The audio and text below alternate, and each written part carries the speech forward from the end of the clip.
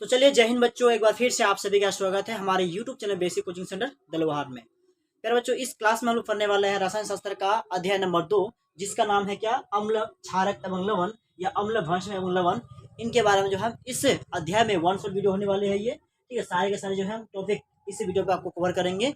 सारा का सारा जितना टॉपिक हो विस्तृत रूप से हम लोग इसी वीडियो में पढ़ने वाले हैं। ठीक है, हालांकि जो इसका क्वेश्चन आंसर के लिए पार्ट 2 बनेगा, तो पूरा का पूरा जो क्वेश्चन आंसर पार्ट 2 में मिलेगा, और जितना सारा ठीक है टॉपिक है आपको इसी वीडियोस में देखने को मिलेगा। विस्तृत रूप से समझेंगे, बहुत आसान भाषा से समझेंगे। ठीक है, अम्ल भस्म और लवण को आप ऐसा वीडियो और जो कभी आप शायद कभी देखे नहीं है, या कभी क्लासेस में आप पढ़े भी नहीं है। ठीक है, आप पहली बार देख रहे हैं ठीक है मेरे चैनल को, तो चैनल को सब्सक्राइब कर जो है कर लीजिए। और यदि आप पीडीएफ चाहते हैं, जो क्लासेस हो रहा है, आप यदि पीडीएफ लेना चाहते हैं तो पीडीएफ के लिए जो है आप इस नंबर पर जो है क्या कीजिए, सिर्फ कॉल कीजिए। ठीक है, कॉल या एसएमएस कीजिए। आप जो है फ्री में आपको जो कॉल या एसएमएस सेव कीजिए। अभी जो है आपको आपके लिए ऑफर है, फ्री में आपको जो है यहाँ ग्रुप में जोड़ दिया जाएगा। ठीक है, और यह जो है एक बार नहीं बल्कि जो है आपके एग्जाम तक काम आएगा। आपके एग्जाम तक जब तक एग्जाम नहीं होता है तब तक जो है मोस्ट इंपोर्टेंट क्वेश्चन जो चैप्टर सारे के सारे क्वेश्चन आप जो है आपको वहाँ मिलते रहेंगे। ठीक है, जैसे ऑफलाइन क्लास को मेरे बच्चे ऑफलाइन क्लास के बच्चे को मिलता है, बिल्कुल वैसा ही ऑनलाइन क्लास के बच्चों को भी मिलेगा। उसमें आपको कोई दिक्कतें नहीं है, कोई टेंशन नहीं होने वाली है। ठीक है, तो आप यदि 2025 की तैयारी करके जो 2025 में यदि आप एग्जाम देने वाले हैं, तो बिल्कुल जो है इस तरह से जुड़िए, मेरे साथ जुड़ जाइए। जैसे मैं ऑफलाइन क्लास के बच्चे को ध्यान रखता हूँ, बिल्कुल आप लोग का भी मैं ध्यान रखूंगा। बिल्कुल डेली क्लासेस लूंगा, इसमें आपको ठीक है थोड़ा भी पढ़ाई की कमी नहीं होगा और थोड़ा भी आपका दिक्कत नहीं होगा। ठीक है, अभी ऑफर चल रहा है आप लोग के लिए, तो आप अभी क्या कर सकते हैं, फ्री में जुड़ सकते हैं। और यही समय यदि आपका चला जाएगा तो आपको जो पैसा देके आपको एडमिशन करना पड़ेगा, जिसमें आपको पैसा की देने की भी जरूरत पड़ेगी, पैसा ही देना पड़ेगा। उसके बाद ही एडमिशन होंगे, उसके बाद ही आपको ग्रुप में जुड़ा जाएगा। ठीक है, क्योंकि ग्रुप में मोस्ट इंपोर्टेंट क्वेश्चन एग्जाम से पहले जो एग्जाम में फंसेगा ही फंसेगा, ऐसे क्वेश्चन को पूछे, ऐसे क्वेश्चन को दिए जाते हैं जिसको लेकर ही आप जो है क्या करते हैं रिजल्ट। ठीक है, 450 से ऊपर भी कर सकते हैं। ठीक है, 150 जो है इससे ऊपर कर सकते हैं, सिर्फ उस इंपोर्टेंट क्वेश्चन को, सब्जेक्ट और ऑब्जेक्ट क्वेश्चन को। इसलिए आप यदि अभी जुड़ चुके मेरे चैनल से, अभी जुड़ जाते हैं तो आपको बिल्कुल ठीक है पीडीएफ के साथ साथ जो है उस समय का जो क्वेश्चन आंसर होगा वो भी आपको फ्री में बिल्कुल मिलेगा। और यदि आप नहीं जुड़ते हैं तो ये चांस आप गवा देंगे। ठीक है, तो चलिए फिर जो क्लास को हम देरी नहीं करते, आगे बढ़ाते हैं। तो यह जो 1 शॉट वीडियो है, यह जो है आपको अम्ल भस्म और जो लवण है, इसका 1 शॉट वीडियो है। इस वीडियो में ही आपको पूरा का पूरा देखने को मिलेगा। ठीक है, तो चलिए निश्चित बने रहिए, आपका समय किधर से निकल जाएगा आपको भी पता नहीं चलेगा। तो पूरा का पूरा जो है आप वीडियोस, पूरा का पूरा अध्याय जो है आप इस वीडियो में ही देखेंगे। चलिए हम क्लास को शुरू करते हैं, आगे बढ़ाते हैं। ठीक है, तो चलिए फिर बच्चों क्लास को शुरू कर देते हैं। और जो अभी तक यदि ठीक है आप मेरे चैनल को पहली बार आए हैं, इस चैनल में पहली बार विजिट किए, तो चैनल को सब्सक्राइब कीजिए और कमेंट में अपना नाम जरूर लिखिए, और यह वीडियोस आपको कैसा लगा उसके बारे में थोड़ा जरूर बताइए। ठीक है, तो चलिए हम लोग फिर बच्चों क्लास को शुरू करते हैं अम्ल और भस्म और लवण के बारे में। सबसे पहले जानेंगे इंट्रोडक्शन, जो जानेंगे अम्ल के बारे में। आखिर प्यारे बच्चों अम्ल और भस्म और जो लवण जो पढ़ेंगे, आप अम्ल है क्या, तो हम लोग जानेंगे। पहले सबसे पहले जानेंगे अम्ल के बारे में। आखिर अम्ल है तो क्या, तो अम्ल के बारे में जानना बहुत जरूरी है, बहुत इंपॉर्टेंट है। अम्ल के बारे में हम नहीं जानते हैं, उसके बाद उससे पहले हम उधर सबको जब पढ़ते हैं या उधर को पढ़ते हैं, तो आपके लिए आपके मन में हमेशा यही सवाल रहेगा, सर आप अम्ल के बारे में बताइए नहीं, अम्ल क्या है उसके बारे में नहीं बताए, ऐसे ही आप उधर ले चले गए। तो जानना जरूरी है। आप मेरे साथ यदि पढ़ते हैं, मेरे साथ यदि क्लास करते हैं, मेरे क्लास से करते हैं, मेरे साथ यदि पढ़ते हैं, आपको किसी भी टॉपिक में आपसे छूटने नहीं दूंगा। प्रत्येक टॉपिक पर जानकारी दूंगा। ठीक है, चाहे सिलेबस से हो या सिलेबस से बाहर हो, प्रत्येक टॉपिक में आपको जो है अच्छी तरह से समझाऊंगा।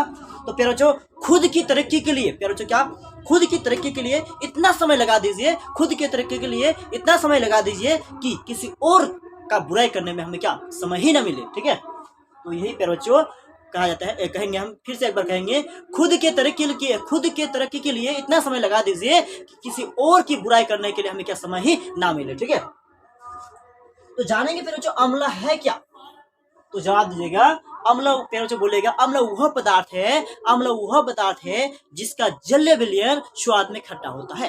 जवाब दीजिएगा अम्ल वह पदार्थ है जिसका जलीय विलयन स्वाद में खट्टा होता है। और तो उसके साथ साथ यह धातु से अभिक्रिया कर हमेशा हाइड्रोजन गैस मुक्त करता है। प्यारे बच्चों यह धातु से अभिक्रिया कर जो है हमेशा हाइड्रोजन गैस ही मुक्त करता है। ठीक है, चलिए देखते हैं हम लोग डेफिनेशन पहले। तो चलिए प्यारे बच्चों आप जुड़ चुके हैं बेसिक कोचिंग सेंटर दलवाहाट से। ठीक है, यह क्लासेस जो है लगातार जो है आपके लगभग जो है यह क्लासेस जो आपको लगातार जो है 7 सालों से चलती आ रही है, और कितने नौजवान बच्चे जो है अच्छे से अच्छे रिजल्ट कर चुके हैं। आप भी चाहते हैं कि आपका रिजल्ट जो 2025 है इसमें बेहतरीन से बेहतरीन हो तो चैनल को सब्सक्राइब कीजिए और फ्री में अभी है, अभी ऑफर फ्री है, मेरे साथ जुड़ जाइए। आपका रिजल्ट की जिम्मेवारी, आपका सिलेबस की जिम्मेवारी वो मेरी है। समय से पहले ही मैं आपको सिलेबस पूरा से पूरा कराऊंगा। अक्टूबर से पहले ही मैं जो है आपका जो सिलेबस है पूरा कंप्लीट करा दूंगा। नवंबर, दिसंबर, जनवरी जो है ये पूरा महीना में से रिवाइज कराऊंगा वीवीआई क्वेश्चनों के साथ, वीवीआई ऑब्जेक्टिव क्वेश्चनों के साथ, वीवीआई सब्जेक्ट क्वेश्चनों के साथ, जैसे कि आपका रिजल्ट बेहतरीन से बेहतरीन हो। ठीक है, तो फिर चलिए हम लोग चले अभी चलते हैं वन शॉट वीडियो में। जानेंगे सबसे पहले किसके बारे में, अम्ल के बारे में। आखिर अम्ल है क्या, तो जानिए पहले बच्चों अम्ल क्या है। तो ठीक है, अम्ल के बारे में जानिएगा। तो देखिए, अम्ल वह पदार्थ है जिसका जलीय विलयन स्वाद में खट्टा होता है। यह क्या है बच्चों, अम्ल किसे कहते हैं? तो जवाब दीजिएगा, अम्ल वह पदार्थ है, अम्ल वह पदार्थ है जिसका जलीय विलयन स्वाद में क्या होता है, खट्टा होता है। तो धातु से अभिक्रिया कर, ये जो धातु से ना, धातु से हमेशा अभिक्रिया करने के बाद, किससे? धातु से अभिक्रिया करने के बाद यह हमेशा हाइड्रोजन गैस से मुक्त करता है। किससे अभिक्रिया करने के बाद? धातु से अभिक्रिया करने के बाद, धातु से अभिक्रिया करने के बाद ये हमेशा जो है क्या, हमेशा जो है हाइड्रोजन गैस से मुक्त करता है। कौन सा गैस मुक्त करता है? हाइड्रोजन गैस मुक्त ही करता है। कौन सा गैस मुक्त करता है बच्चों? हाइड्रोजन गैस ही मुक्त करता है। आपसे यदि पूछे जाए कि अम्ल धातु से अभिक्रिया करने पर कौन सी गैस मुक्त करती है, तो प्यार बच्चों जवाब दीजिएगा H2 यानी हाइड्रोजन गैस को मुक्त करता है। कौन सा गैस को मुक्त करता है? हाइड्रोजन गैस को मुक्त करता है। देखिए, अम्ल जो है उसका भौतिक गुण के बारे में एक बार जान लीजिए। अम्ल का भौतिक गुण जो क्या है उसके बारे में जानिए। तो प्यार बच्चों, अम्ल के भौतिक गुण और देख लीजिए इस तरह से। अम्ल स्वाद में क्या होता है, खट्टा होते हैं। फिर जो अम्लों को हम जब भी टेस्ट करेंगे, हम टेस्ट करके देखेंगे तो ये स्वाद में हमेशा क्या होते हैं, खट्टे होते हैं। स्वाद में क्या होते हैं, खट्टे होते हैं। तो फिर जो अम्लों को कभी स्वाद से टेस्ट नहीं करना चाहिए। स्वाद में तो खट्टा होता है। कुछ अम्ल ऐसे इतने मतलब क्या शक्तिशाली होते हैं कि जानलेवा होता है, जानलेवा हो सकता है, या हमारे स्किन को या हमारे चमड़े को भी जला सकते हैं। तो अम्लों को सीधे आप क्या स्वाद से चेक नहीं कीजिएगा। हालांकि ये स्वाद में क्या होता है, हमेशा खट्टे होते हैं। कुछ इतने शक्तिशाली होते हैं कि हमें जो है क्या हो सकती है, हमें विनाश भी कर सकता है। आगे जो है, अम्ल नीले लिटमस पत्र को, प्यारे बच्चों क्या है, जो नीला लिटमस पत्र है उसको हमेशा लाल कर देता है। अम्ल जो होता है नीला पत्र को, नीला जो लिटमस पत्र है वो हमेशा उसको लाल कर देता है, लाल में बदल देता है। और अम्ल जो है का जलीय विलयन हमेशा, अम्लों को जब भी हम जल में घोलेंगे, अम्लों को जब भी घोलेंगे, फिर जो जल में घोलेंगे H2O में जब भी घोलेंगे तो ये H+ जो आयन होता है, H+ आयन ही प्रदान करेगा। कौन सा आयन प्रदान करेगा? सिर्फ और सिर्फ जो है H+ जो आयन है फिर ये आयन ही प्रदान करेगा। और H+ आयन प्रदान करने की वजह से ही विद्युत का ये क्या होगा, चालक होगा। क्या होगा? ये विद्युत का चालक होगा। ठीक है, अगला जो है, अम्ल का जलीय विलयन जो H+ क्या में H+ आयन देता है। और अम्ल जो होता है, अम्ल जल विलयन में विद्युत धारा का प्रभावित करता है। अम्ल का जल विलयन में विद्युत धारा प्रभावित करने से क्या, विद्युत धारा आसानी से प्रभावित हो जाती है। क्यों होती है? क्योंकि क्या, अम्ल को जल में मिलाने पर क्या होता है, जो उसके घोल में हमेशा हाइड्रोजन आयन पैदा होते हैं। क्या होते हैं? हमेशा हाइड्रोजन गैस से मुक्त होते हैं। अब देखिएगा प्यारे बच्चों, क्या अम्लों के रासायनिक गुण, किसके बारे में? अम्ल के रासायनिक गुणों के बारे में। फिर अम्लों के रासायनिक गुणों के बारे में फिर कड़ी मेहनत कीजिए, कड़ी हार्डवर्क कीजिए, पूरा से पूरा हार्डवर्क कीजिए, कठिन परिश्रम कीजिए। ठीक है, पूरा हार्डवर्क कीजिए, पूरा क्या कीजिए, कठिन परिश्रम कीजिए। क्योंकि कड़ी मेहनत के बिना जीवन मनुष्य को कुछ भी नहीं देता है। कड़ी मेहनत के बिना, फिर कड़ी मेहनत के बिना मनुष्य, यानी कड़ी मेहनत के बिना जीवन हम मनुष्य को, यानी हम जैसा मनुष्य को कुछ भी नहीं देता है हार्डवर्क के बिना। ठीक है, इसी को बोलेंगे आप, कड़ी मेहनत के बिना जीवन हम सभी मनुष्य को कुछ भी नहीं देता है, हार्डवर्क करना ही पड़ेगा। और किस्मत ये क्या है, जो मेहनत करना नहीं जानता है, जो कायर है, जो हार्डवर्क से हार्डवर्क से डरते हैं, वो जानता है, वो रहते हैं किस्मत के भरोसे। किस्मत में होगा तो हम क्या पास हो जाएंगे, किस्मत होगा क्या फेल कर जाएंगे। तो किस्मत उसमें तो होता नहीं, पर जो किस्मत जो लिखा गया था, नसीब जो लिखा होता है, नसीब जो लिखा होता है वो भी क्या होते हैं कि वो जो होता है मेहनत के आधार पर लिखा होता है। किस्मत जो लिखने वाले लिखा है वो भी आपके मेहनत पर लिखा है। ठीक है, आप जितना मेहनत करेंगे उसके आधार पर ही वो क्या फल देगा। इसलिए मेहनत किसी का क्या नहीं करता है, मेहनत जितना कीजिएगा आपको फल उतना ही मिलेगा। इसलिए हमेशा मेहनत पर विश्वास रखिए, किस्मत पर विश्वास मत रखिए। ठीक है, तो चलिए हम चलते हैं अभी अम्ल जो है उसके रासायनिक गुणों के बारे में। ध्यान रखिएगा, अम्ल के रासायनिक गुण क्या होते हैं। अम्ल धातु के साथ अभिक्रिया करके, जो अम्ल होता है हमेशा धातु के साथ अभिक्रिया करके क्या होता है, H2 जो गैस होता है इसका निर्माण करता है। अम्ल जब भी अम्ल का अभिक्रिया करेंगे धातु से, हमारा हमेशा हाइड्रोजन गैस ही मुक्त करेगा। कौन सा गैस मुक्त करेगा? ये हाइड्रोजन जो गैस होता है वही मुक्त करेगा। ठीक है, तो चलिए फिर बच्चों, धातु से अभिक्रिया करने पर अम्ल जो होता है, धातु से अभिक्रिया करने पर कैसे हाइड्रोजन गैस को मुक्त करता है, देखिए हम इस वजह से देखते हैं। ठीक है, इस चित्र में अच्छी तरह से समझने का मैं क्या प्रयास करूंगा, समझाने का प्रयास करूंगा, आपको 100% नहीं बल्कि 200% आपको समझ में आएगा। तो देखिए सबसे पहले क्या लेंगे, फिर जो एक तरह का बीकर लेंगे, क्या लेंगे, एक बीकर लेंगे। उस बीकर में सबसे पहले एक धातु जो है Zn लेंगे, क्या लेंगे, जिंक लेंगे, क्या लेंगे फिर बच्चों, जिंक लेंगे, जिंक धातु को लेंगे। ठीक है, और जिंक धातु में यदि हम मिलाएंगे सल्फ्यूरिक अम्ल H2SO4, क्या मिलाएंगे, सल्फ्यूरिक अम्ल H2SO4 मिलाएंगे। उस धातु में, जिंक धातु में अम्ल मिलाना है। अम्ल आप HCl भी ले सकते हैं, दोनों HCl भी ले सकते हैं, या जो हम लोग हाइड्रोक्लोरिक अम्ल भी ले सकते हैं। तो हम लोग क्या लिए, सल्फ्यूरिक अम्ल लिए, क्या लिए, सल्फ्यूरिक अम्ल लिए। अब ये रिएक्शन करने के बाद फिर बच्चों क्या बनेगा, हम लोग पढ़े डेफिनेशन में, क्या पढ़े, डेफिनेशन में याद दिए, डेफिनेशन में क्या पढ़े, धातु की अभिक्रिया अम्ल से कराने पर या अम्ल की अभिक्रिया धातु से कराने पर हाइड्रोजन गैस को मुक्त करता है। क्या करता है, ये हाइड्रोजन गैस को मुक्त करता है। तो फिर जो हाइड्रोजन गैस को क्या कर दीजिए, ये मुक्त कर दीजिए। तो बच गया हमारे पास क्या, जब ये हाइड्रोजन गैस क्या हो गया, बिल्कुल मुक्त हो गया, तो हमारे पास क्या बचा, ZnSO4, यानी हमारे पास Zn जो है SO4 बचेगा, ये जो हमारा बचेगा। ठीक है, ये बचेगा, और जो हाइड्रोजन है बिल्कुल मुक्त हो चुका है। आप इसी रिएक्शन को, इसी समीकरण को आप समझिए इस तरह से, जैसे क्या है, ये हम लोग क्या लिए यहाँ, Zn यानी जिंक का दानेदार टुकड़ा लिए, सल्फ्यूरिक अम्ल लिए, तनु सल्फ्यूरिक अम्ल लिए, परखने लिए, और हाइड्रोजन गैस क्या होता है, ये बुलबुला टाइप्स का उठ रहा है, ये क्या है, ये जो बुलबुला टाइप्स का दिख रहा है गुलगुल, ये क्या हाइड्रोजन गैस होता है। अब इस हाइड्रोजन गैस को इस नली के माध्यम से गुजारेंगे, इस नली के माध्यम से गुजारेंगे, और इसी एक कटोरी पर या एक जगह पर हम एकत्रित करेंगे, और एकत्रित करने पर यदि हम क्या करेंगे, उस हाइड्रोजन गैस पर सीधे माचिस से आग लगा देंगे। इस प्रकार से सीधे यदि क्या करेंगे, माचिस से आग लगा देंगे, तो बिल्कुल वो माचिस का तीली से जो हाइड्रोजन गैस क्या होगा, पूरा का पूरा क्या होगा, जलेगा। हाइड्रोजन क्या होगा, हाइड्रोजन गैस होगा, बिल्कुल जलने लगेगा, और चिड़चिड़ की आवाज हमें सुनाई देगा। तो आप क्या समझ चुके हैं कि अम्ल की अभिक्रिया धातु से कराने पर क्या होता है। तो चलिए अब चलते हैं फिर हम लोग उस टॉपिक में। अब आइए फिर बच्चों, ठीक है, ये हम लोग पहला पॉइंट समझ चुके हैं। अब जो है क्या कीजिएगा, अम्ल हाइड्रोजन कार्बोनेट से जब होगा, अम्ल क्या होगा, ये बोलता है कि हाइड्रोजन कार्बोनेट से जब भी इसका अभिक्रिया कराएंगे, किसका, अम्ल का अभिक्रिया जब भी हाइड्रोजन कार्बोनेट से कराएंगे, किससे कराएंगे, हाइड्रोजन कार्बोनेट से कराएंगे, या फिर हम लोग धातु कार्बोनेट के साथ कराएंगे, या फिर धातु कार्बोनेट के साथ कराएंगे, धातु में से कोई भी ले सकते हैं, लोहा सोना कुछ भी ले सकते हैं। अभिक्रिया करके जो है ये क्या करे, CO2 गैस यानी कार्बन डाइऑक्साइड गैस का निर्माण करता है।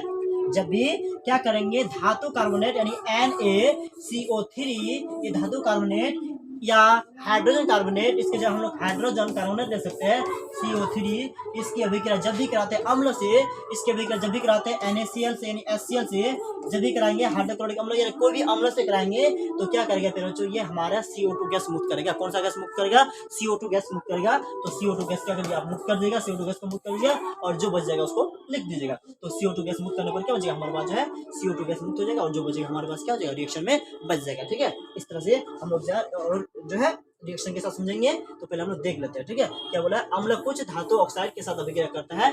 जो अम्ल होता है ये कुछ धातु ऑक्साइड के साथ, धातु में से हम लोग Fe हो सकता है, या Na हो सकता है, NaO हो सकता है, या Fe क्या हो सकता है, यानी Mg मैग्नीशियम ऑक्साइड हो सकता है। कुछ भी धातु में यदि O लग जाए, कुछ भी धातु में यदि O लग जाए उसे बोलेंगे धातु ऑक्साइड। कुछ भी धातु में यदि O लग जाए उसे बोलेंगे धातु ऑक्साइड। जब भी धातु ऑक्साइड में क्या लग जाएगा, जब भी धातु ऑक्साइड में, धातु के ऑक्साइड में अभिक्रिया करके जो है लवण और जल बनाता है, तो फिर जो क्या होता है, FeO के साथ हम क्या बनाएंगे, HCl को मिलाएंगे, तो धातु ऑक्साइड की रिएक्शन यानी धातु ऑक्साइड की अभिक्रिया अम्ल से कराने पर, धातु ऑक्साइड की अभिक्रिया अम्ल से कराने पर क्या बनता है, तो क्या बनता है, ये जो बनता है जल का निर्माण करता है, और लवण और जल का निर्माण करता है। तो जल जो है, आप जल को क्या पूरी पहले बना लीजिए। आप जल यदि मेरे पास निकल गया, H2O निकल गया, तो FeCl बचेगा, यहाँ बचेगा Fe, यहाँ बचेगा Cl। तो अब क्या बचेगा हमारे पास, FeCl बचेगा, यानी FeCl जो है एक प्रकार का लवण है। लोहा क्लोराइड जो है एक प्रकार का बिल्कुल एक लवण है। अगला है, अब हम लोग जानेंगे अम्ल के बारे में। बिल्कुल जो है आप जान चुके हैं। अब पढ़ेंगे प्यारे बच्चों किसके बारे में, भस्म के बारे में। किसके बारे में पढ़ेंगे, भस्म के बारे में। अम्ल जान लेंगे, भस्म जान लेंगे, और लवण भी जान लेंगे, और चुटकियों में जो ये चैप्टर क्या होगा आपका समाप्त हो जाएगा। ठीक है,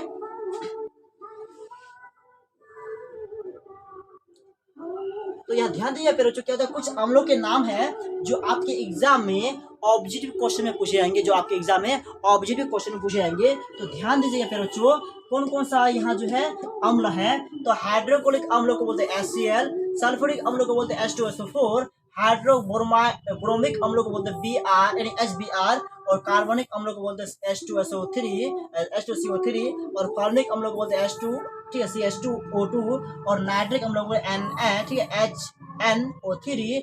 इस प्रकार से, और जो है लैक्टिक अम्ल जो होता है, लैक्टिक अम्ल का रसायन सूत्र होता है आपका जो है नाइट्रिक अम्ल का हो गया, लैक्टिक अम्ल का होता है C3H6O3, आपका जो एसिडिक अम्ल है CH3 और COOH। इस तरह से कुछ जो अम्ल है इसका रासायनिक सूत्र है जो आपके ऑब्जेक्टिव में पूछे जाएंगे। ये पूरे चैप्टर में से जितना अम्ल का प्रयोग हुआ है मैंने आपको इस तरह से बता दिया है। इन्हीं ऑब्जेक्टिव, यदि आपको ऑब्जेक्टिव अम्ल के बारे में ऑब्जेक्टिव पूछना सूत्र, तो इन्हीं में से पूछेंगे। इससे बाहर जाने की संभावना ही नहीं है, इससे बाहर जाने की संभावना है ही नहीं।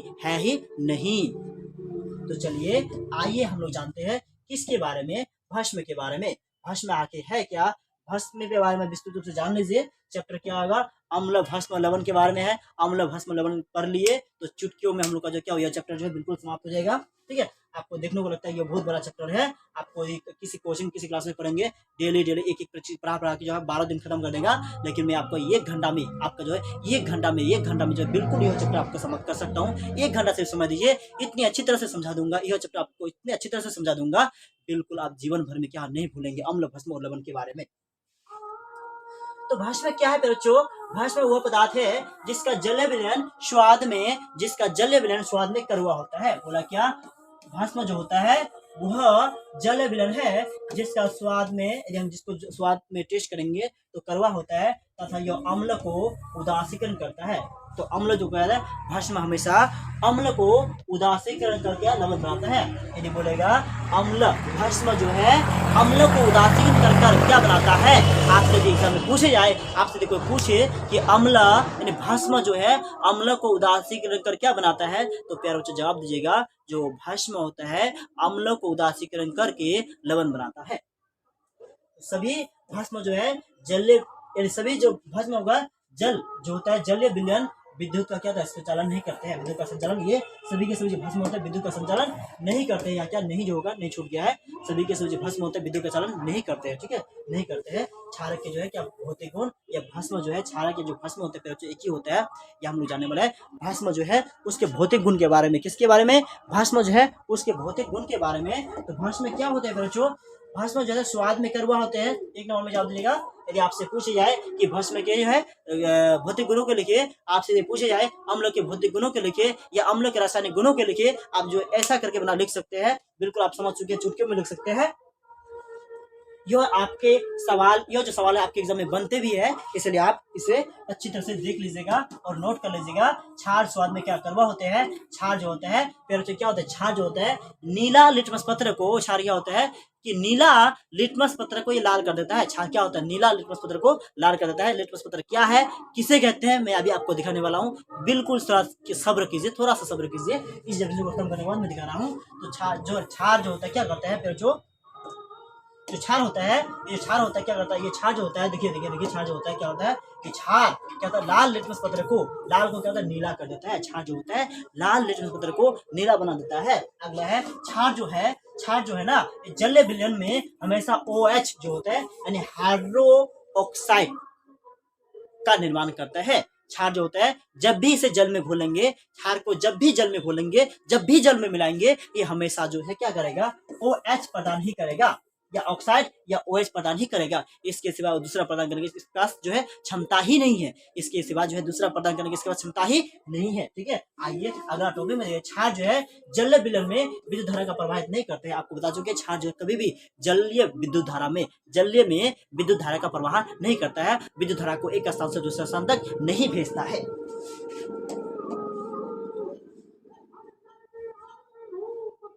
आइए जानते हैं क्षार के रासायनिक गुणों के बारे में। क्षार के जो है रासायनिक गुण है उसके बारे में, क्षार के इसके बारे में, रासायनिक गुणों के बारे में। ठीक है, क्षार के रासायनिक गुणों के बारे में।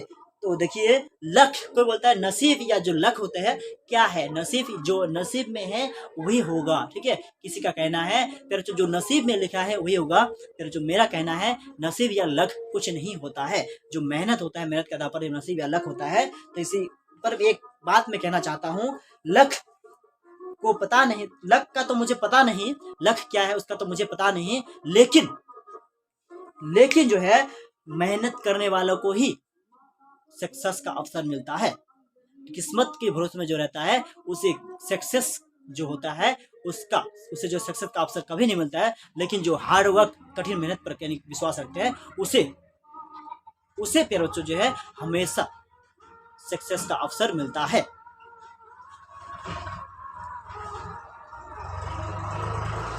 तो लक का तो पता नहीं प्यारे बच्चों, लक का तो पता नहीं, लेकिन मेहनत करने वालों को एक बार जो है एक बार जरूर अवसर मिलता है।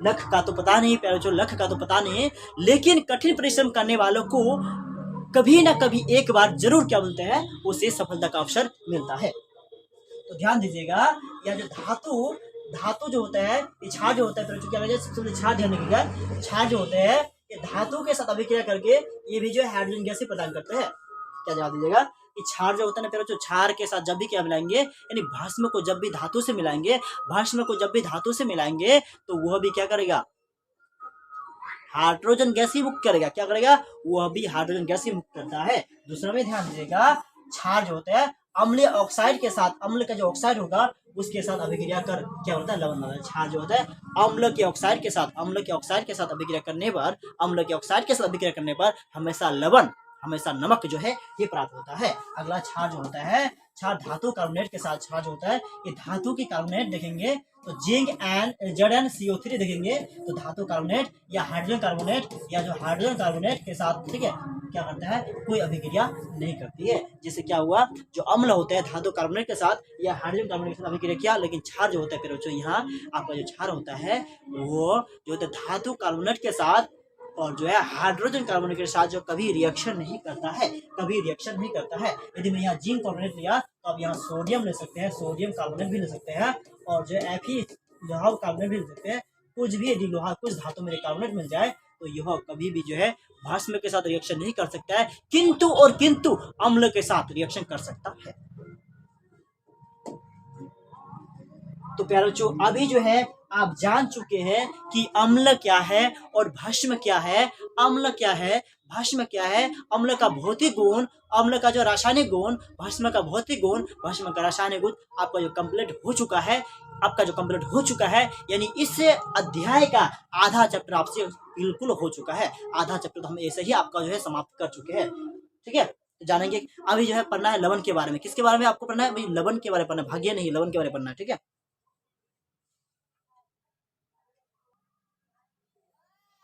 तो चलिए प्यारे बच्चों लवण के बारे में जाने से पहले हम लोग जान लेते हैं सूचक के बारे में।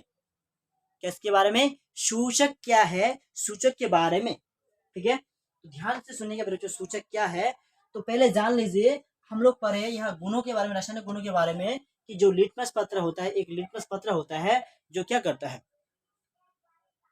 नीला को लाल बना देता है और लाल को नीला बनाता है। तो प्यारे बच्चों इसके पास भी अद्भुत जादू है, ठीक है। ये जो है एक अद्भुत कहा जाता है, ये भी इसके पास भी अद्भुत एक जादू है जो नीला को लाल करता है और लाल को नीला कर देता है।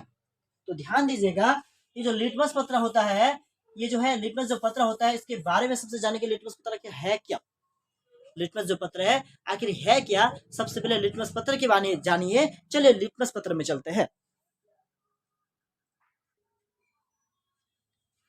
तो चलिए आ चुका अभी लिटमस पत्र के बारे में जानने के लिए। लिटमस पत्र जो है, देखो लिटमस पेपर जो होता है बैंगनी रंग का होता है। यदि हम देखेंगे अस्थायी रूप से देखेंगे लिटमस पत्र को, ये किस रंग का होता है, बैंगनी रंग का होता है। आपसे यदि सवाल पूछे ये लिटमस पत्र किस रंग का होता है, जवाब दीजिए बैंगनी रंग का होता है। क्यों होता है, जवाब देखिएगा, जो होता है थेलोफाइटा जो होता है, ये थेलोफाइटा समूह के जो है ये लाइकेन पौधे से प्राप्त होते हैं। किस पौधे से, थेलोफाइटा के जो लाइकेन पौधे का नाम है, एक थेलोफाइटा के लाइकेन जो पौधे है उस पौधे से क्या होता है, हमें मिलता है, क्या मिलता है, लिटमस पत्र मिलता है, ठीक है। ये पौधे से निकाला जाता है। लिटमस पेपर ना तो क्या अम्ल होता है और ना ही क्षारीय होता है।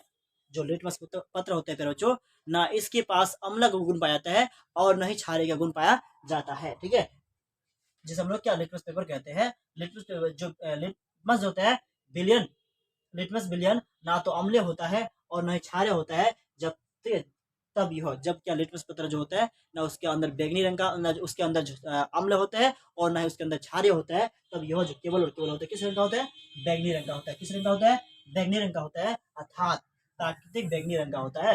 लिटमस पेपर दो प्रकार के होते हैं, लाल जो लिटमस पत्र और जो है बैंगनी लिटमस पत्र, यानी नीला लिटमस पत्र। लिटमस जो पत्र होता है हमारे पास कितना होता है, दो प्रकार के होते हैं, एक हो गया लाल, एक हो गया हमारे पास नीला।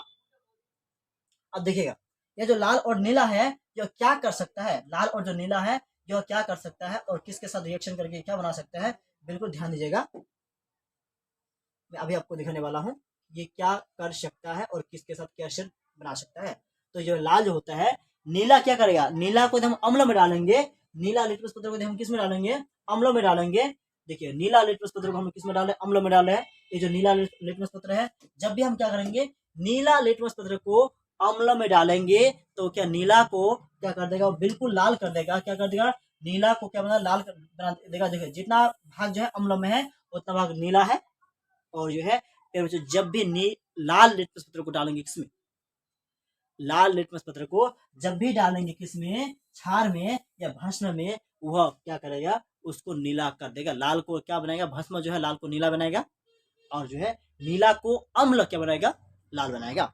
यदि हम क्या करेंगे, उसके साथ साथ जो उलट कर बोले, यदि हम क्या ये क्या है, लाल लिटमस पत्र है और इसे अम्ल में डाल रहे हैं तो रंग में कोई परिवर्तन नहीं होगा। और यदि हम क्या, ये पहले से नीला है और इसे हम क्या डाल रहे हैं, भस्म में डाल रहे हैं, तो इसके रंग में भी कोई परिवर्तन नहीं होने वाली है, तो इसके भी रंग में कोई परिवर्तन नहीं होगा। तो चलिए हम लोग आगे चलते हैं, आगे के प्रोसेस में देखेंगे, आगे क्लास अगला टॉपिक देखते हैं।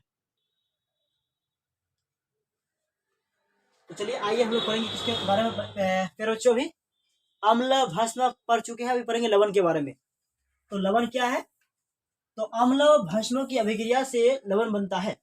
क्या बोलेंगे, यदि बोलना कि अम्ल किसे कहता है या भस्म किसे कहता है, लवण किसे कहते हैं, इसका जवाब देना हो तो जवाब देंगे अम्ल तथा भस्म की अभिक्रिया के फलस्वरूप, अम्ल और भस्म की क्या अभिक्रिया के फलस्वरूप जो पदार्थ बनता है उस समय क्या लवण कहते हैं, या वह लवण होता है। जैसे ये अम्ल है, ये भस्म है, इसका रिएक्शन किया तो क्या बना, हमें लवण बना और H2O बना। क्या बना, ये लवण या H2O बना। अभी जानेंगे हम लवण के प्रकार के बारे में, किसके बारे में, लवण जो उसके प्रकार के बारे में। तो लवण के भी कई प्रकार होते हैं, साधारण नमक होते हैं। तो लवण के प्रकार में बढ़ेंगे, लवण का नामकरण, लवण का वर्गीकरण। ठीक है, लवण जो है उसका वर्गीकरण देख लीजिए। तो लवण का वर्गीकरण क्या है, इन लवणों का प्रकार। तो इसमें ध्यान दीजिएगा, सामान्यतः लवण को निम्नलिखित 3 वर्गों में बांटा गया है। आपसे पूछिए कि लवण को कितने वर्गों में बांटा गया है, तो जवाब दीजिएगा लवण को 3 वर्गों में बांटा गया है। लवण जो उसके 3 भागों में बांटा गया है।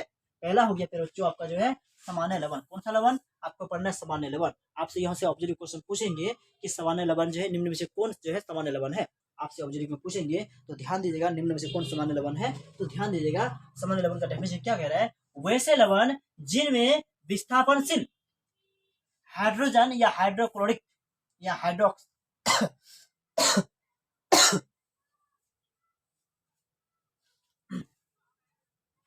क्या बोला है, तो विस्थापनशील हाइड्रोजन या हाइड्रोक्लोरिक जो हाइड्रोक्लोरिक होते हैं समूह नहीं होते हैं, उसे हम सामान्य लवण कहते हैं। यानी ध्यान दीजिएगा, यदि ऐसा लवण जिसमें हाइड्रोजन की मात्रा बिल्कुल ना हो, ऐसा लवण जिसमें हाइड्रोजन की मात्रा बिल्कुल ना हो, से हम लोग बोलेंगे सामान्य लवण। क्या बोलेंगे, सामान्य लवण। ध्यान दीजिएगा, ये जो NaCl है, NaCl में देखिएगा तो हाइड्रोजन की मात्रा हम लोग का है नहीं। क्या इसमें हाइड्रोजन की मात्रा है, तो हाइड्रोजन की मात्रा नहीं है। क्या बोलेंगे, सामान्य लवण। क्या बोलेंगे, सामान्य लवण। ठीक है, देखो KCl में हाइड्रोजन नहीं है, Na2SO4 में नहीं है, Na3SO4 में नहीं है। तो इस जितने सारा लवण है इसमें हाइड्रोजन की मात्रा नहीं है, सामान्य लवण है। तो इसमें हाइड्रोजन की मात्रा है NH है, तो इसमें क्या ये सबके सब मेरा क्या है, सामान्य लवण है। ठीक है, अब ध्यान दीजिएगा अम्ल लवण क्या है, बोला है किसी अम्ल के गुण, जब बोला किसी जो है अम्ल के गुण में उपस्थित, किसी भी अम्ल हो जाए, अम्ल के गुण में जो उपस्थित होती है, अम्ल के गुण में उपस्थित बोला विस्थापनशील हाइड्रोजन परमाणु को धातु द्वारा, किसके द्वारा, धातु जो होता है धातु के द्वारा बोला असंतः क्या विस्थापित करने के फलस्वरूप जो है बनने लवण को हम लोग उदासीन लवण कहते हैं। तो दूसरे शब्द में है तो वे लवण जो किसी भस्म द्वारा किसी अम्ल के अपूर्ण क्या उदासीकरण के प्रतिरोध बनते हैं। बोला है जब क्या होता है, वे लवण जो किसी भस्म के द्वारा किसी अम्ल के अपूर्ण उदासीकरण के द्वारा बनता है। पूरी की पूरी तरह से उदासीकरण नहीं होता है, कुछ ना कुछ जो है उस भस्म की मात्रा रह जाती है, ऐसे को बोलेंगे हम लोग कौन सा लवण, ऐसे को ही हम लोग बोलते हैं अम्लीय लवण। देखेंगे तो हमारे H2SO4 जो है यहाँ देखेंगे दिखेगा तो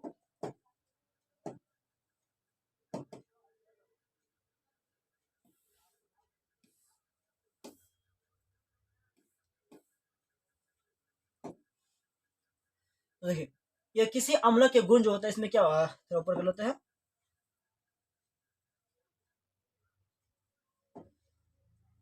देखो इससे रिएक्शन हो गया, यानी H2 क्या हो गया, ये भस्म हो गया, और ये हम लोग का क्या भस्म और लवण है।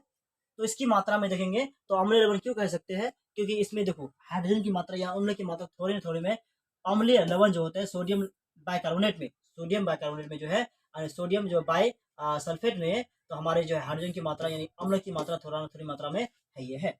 यानी भस्म जो है उसे पूरी तरह से क्या नहीं कर सकता, उदासीकरण नहीं कर सकता है। भस्म ने उसे पूरी तरह में यानी संपूर्ण तरह से उदासीकरण नहीं कर पाया, ठीक है। ऐसे लेवल को हम लोग क्या बोलेंगे, ऐसे लेवल को ही बोलते हैं हम लोग अम्लीय लवण।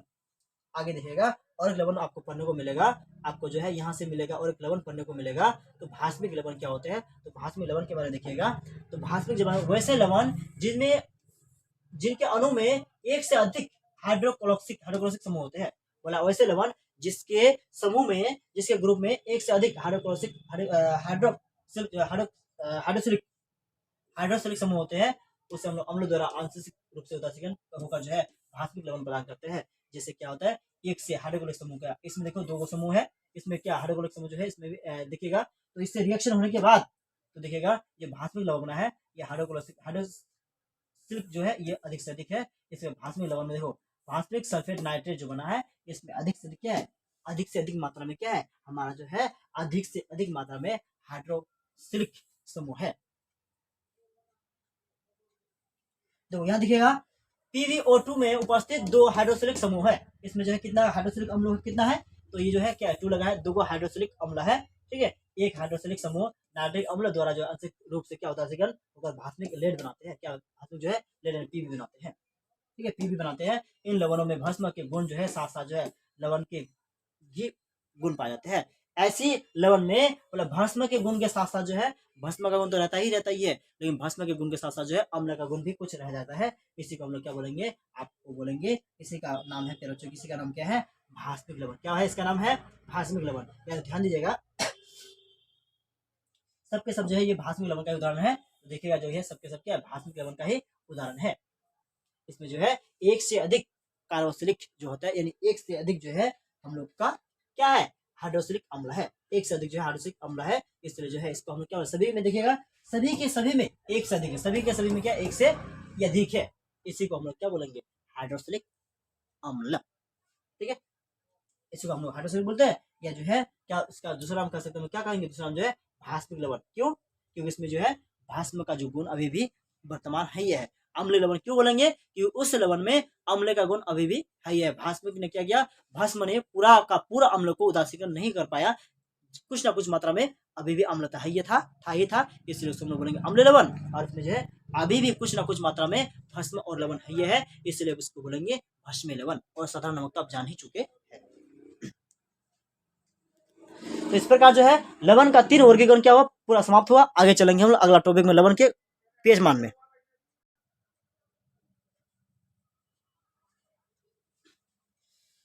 तो चलिए आइए हम लोग लवण का जो है कुछ मात्रा जो है उपयोगी, जो हमारे घरों में उपयोग किया जाता है, ऐसे लवण के बारे में जानेंगे। यानी कुछ उपयोगी लवण के बारे में, कुछ उपयोगी लवण है हम लोग, कुछ उपयोगी लवण कौन हो गया, सोडियम क्लोराइड। इससे पहले हम लोग साधारण नमक के नाम से भी जानते हैं, आपके एग्जाम में पूछे जाएंगे साधारण नमक का रसायन सूत्र क्या है, जो साधारण नमक है उसका रसायन सूत्र क्या है, तो जान लीजिए NaCl, सोडियम क्लोराइड जो हमारा साधारण नमक है, यानी साधारण नमक का रसायन सूत्र NaCl होती है। तो सोडियम एक हुआ, सोडियम हाइड्रोक्साइड तथा जो हाइड्रोक्लोरिक अम्ल, बोला सोडियम हाइड्रोक्साइड NaOH तथा हाइड्रोक्लोरिक अम्ल NaCl के अम्ल की जो अभिक्रिया करेंगे, दोनों की जब क्या होंगे अभिक्रिया करेंगे, तो सोडियम क्लोराइड प्राप्त होती है। क्या होती है? सोडियम क्लोराइड प्राप्त होती है। आपसे पूछे जाए सोडियम क्लोराइड यानी सादा नमक प्राप्त करने की विधि बताइए, तो जवाब दीजिएगा, जब हम क्या इसको जवाब दीजिएगा, सोडियम हाइड्रोक्साइड तथा जब सोडियम हाइड्रोक्साइड की अभिक्रिया अम्ल से कराते हैं, यानी हाइड्रोक्लोरिक अम्ल से कराते हैं, तो अभिक्रिया के फलस्वरूप, किसके फलस्वरूप? अभिक्रिया के फलस्वरूप NaCl प्राप्त होता है। क्या प्राप्त होता है? NaCl प्राप्त होता है। जैसे में दिखा देगा सोडियम हाइड्रोक्साइड NaOH और अम्ल में दिखाई गया HCl, अभिक्रिया के फलस्वरूप क्या NaCl और क्या H2O प्राप्त होते हैं। ये हो गया आपका विस्तृत रूप से क्लियर। अब जानेंगे हम लोग, देखो अब जो नमक चीज, देखो ये जो नमक जो प्राप्त किया था कहाँ से? समुद्र से प्राप्त किया जाता है। नमक जो प्राप्त किया कहाँ से? समुद्र से। ध्यान दीजिएगा, समुद्र, हमारे देशों में नमक का स्रोत जो है समुद्री जल एवं जो चट्टानों से प्राप्त होती है। जो काला नमक जिसको हम लोग बोलते हैं, जो काला नमक जो होते हैं ये चट्टानों से प्राप्त होती है, और जो हमें समुद्र जो जल से जो प्राप्त करते हैं ये साधा नमक को प्राप्त करते हैं। जो साधा नमक होता है प्योर शुद्ध नहीं होते हैं, तो प्योर शुद्ध करने के लिए हमें उसे फैक्ट्री में ले जाते हैं। इसमें कुछ चीनी मिट्टी की तरह जो है लाल मिट्टी, चीनी मिट्टी का जो कुछ लाल अंश पाया जाता है, जो वास्तविक के अंदर हम क्या उससे जो है यानी इसको शुद्ध करने के लिए हम कहा जाते हैं चिकनी मिट्टी के कण होते हैं, लाल चिकनी मिट्टी के कण होते हैं। उस नमक में जो है समुद्र से जो नमक प्राप्त करते हैं उसमें लाल चिकनी मिट्टी के कण होते हैं, जिसको हम लोग क्या फैक्ट्री में ले जाकर जो है बड़ी बड़ी कंपनियों में ले जाकर उसको शुद्ध करते हैं। और शुद्ध करने के पश्चात में हम लोग मिलाते हैं, क्या मिलाते हैं? फिर जो शुद्ध करने के पश्चात जो है, शुद्ध करने के बाद हम लोग क्या मिलाते हैं? आयोडीन मिलाते हैं। क्या मिलाते हैं? आयोडीन। उससे नमक में जो है शुद्ध करने के बाद जो शुद्ध मात्रा बच गया हम लोग का, ठीक है, KI मिलाते हैं, पोटेशियम आयोडाइड मिलाते हैं या KiO3 मिलाते हैं। यह मिलाने पर नमक जो है पूरा का पूरा जो है शुद्ध होने के साथ साथ जो है आयोडीन युक्त हो चुका है। क्या हो चुका है? आयोडीन युक्त हो चुका है। अब जानिएगा थोड़ी मात्रा में मिलाकर जो है नमक को आयोडीन युक्त किया जाता है। सोडियम क्लोराइड यानी सादा नमक हमारे आहार यानी भोजन का आवश्यक अंग है, लेकिन इसका उपयोग सभी प्रकार के भोज्य पदार्थों बनाने में करते हैं। आपको जवाब दीजिएगा, ये जो अचार बनाने में भी करते हैं। आपसे यहाँ पूछेगा सोडियम, यानी आपको यहाँ से पूछेगा क्वेश्चन, एक क्वेश्चन बनेगा आपसे यहाँ, आयोडीन युक्त नमक खाने की सलाह क्यों दी जाती है? आपसे सवाल बनेगा, आपसे सवाल पूछेगा कि आयोडीन युक्त नमक खाने की सलाह क्यों दी जाती है। तो ध्यान दीजिएगा प्यारे बच्चों, लिखेगा आयोडीन युक्त नमक खाने की सलाह इसलिए दी जाती है। जवाब दीजिएगा, आयोडीन युक्त नमक खाने की सलाह इसलिए दी जाती है क्योंकि यह जो है भोज्य पदार्थ कार्बोहाइड्रेट, प्रोटीन, वसा, जो कार्बोहाइड्रेट, प्रोटीन, वसा है, इसकी अपचय जो भोजन को कहते हैं प्रभावित करती है। इसके साथ साथ हमारे शरीर की जो थायराइड, हमारे शरीर में जो क्या थायराइड ग्रंथियां है, हमारे शरीर की थायराइड ग्रंथियों को वृद्धि विकास के रूप में क्या वृद्धि विकास करने में क्या मदद करती है। यदि हम आयोडीन नमक वाला नमक ना खाए तो हमारे जो थायराइड यानी जो हमारा थायराइड ग्रंथियां है वो क्या वृद्धि विकास नहीं होगा, जिससे क्या होता है वो यदि वृद्धि विकास नहीं होगा, यदि स्वस्थ नहीं होगा तो हमें क्या हो सकता है? हमें घेंगा रोग हो सकता है। कौन सा रोग हो सकता है? घेंगा रोग हो सकता है। आपसे पूछेगा कि आयोडीन की कमी से कौन सी बीमारी हो सकती है? आयोडीन की कमी से कौन सी बीमारी होती है? तो आयोडीन की बीमारी से घेंगा रोग होती है। कौन सा रोग होती है? घेंगा रोग होती है। तो चलिए ये हो चुका है। अब जो है हम जानेंगे किसके बारे में? सोडियम, बिल्कुल जो सोडियम हाइड्रोक्साइड यानी कास्टिक सोडा। आपसे यदि पूछे कि कास्टिक सोडा का रसायन सूत्र बताइए, तो जवाब दीजिएगा NaOH। इसी को यदि पूछे आपसे कि सोडियम हाइड्रोक्साइड का रसायन सूत्र पूछे, तो सोडियम हाइड्रोक्साइड का रसायन सूत्र होता है NaOH, और उसी को हम बोलते हैं कास्टिक सोडा। क्या बोलते हैं इसको? Caustic soda. ठीक है, तो कास्टिक सोडा बनाने की विधि को देखते हैं। तो कास्टिक सोडा जो बनाने की विधि होता है हम बिल्कुल यहाँ से देखेंगे, बहुत ईजी है, बहुत सिंपल है और बहुत साधारण है। ठीक है, कास्टिक सोडा बनाने की विधि को देखेगा। NaOH बनाने की जो विधि होते हैं बहुत क्या होता है, ये सरल है, बहुत ईजी है, बहुत ही क्या समान है। तो देखिएगा यहाँ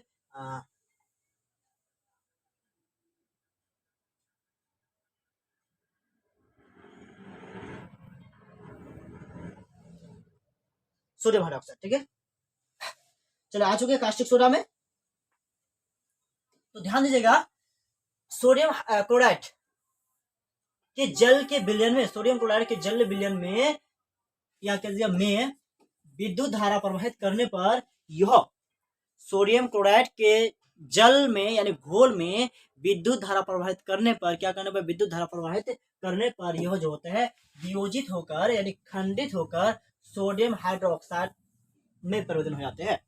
किसमें? सोडियम हाइड्रोक्साइड में परिवर्तन हो जाते हैं। इस प्रक्रिया को हम लोग क्लोर क्षार प्रक्रिया भी कहलाते हैं। आपसे पूछिए कि क्लोर क्षार प्रक्रिया क्या है, हालांकि यह एग्जाम में आपको पूछा नहीं गया, कभी इस तरह से पूछे नहीं जाते हैं। आपसे पूछेगा तो पूछेगा सोडियम हाइड्रोक्साइड बनाने की विधि को लिखिए। ठीक है, सोडियम हाइड्रोक्साइड बनाने की विधि को लिखिए, या इसी क्वेश्चन को आपसे इस तरह से भी पूछ सकते हैं कि कास्टिक सोडा बनाने की विधि को लिखिए, सोडियम हाइड्रोक्साइड बनाने की विधि को लिखिए। तो जवाब दीजिएगा सोडियम क्लोराइड के जलीय विलयन में जब सोडियम क्लोराइड, सोडियम जो क्लोराइड होता है यानी जो सील होता है, इसे जब साधारण नमक जब जल में घुलेंगे, उस जल में घुलने पर मान के चलो क्या इसमें साधारण नमक है, इसमें जल घोल दिए है, घुलने पर यदि विद्युत धारा प्रभावित करती है, क्या करते हैं विद्युत धारा प्रभावित करती है, मान के चलो ये विद्युत धारा की हम लोग प्रभावित कर रही है, प्रभावित करने पर क्या होगा, ये जो खंडित होगा, क्या होगा प्रभावित करने पर खंडित होगा, खंडित होकर जो है यह क्या करेगा सोडियम हाइड्रोक्साइड में परिवर्तन करेगा, सोडियम हाइड्रोक्साइड NaCl में जब क्या मिलाएंगे, पानी मिलाएंगे, ठीक है, तो रिएक्शन क्या होगा, जो रिएक्शन के तौर पर बनेगा हम लोग का क्या NaOH,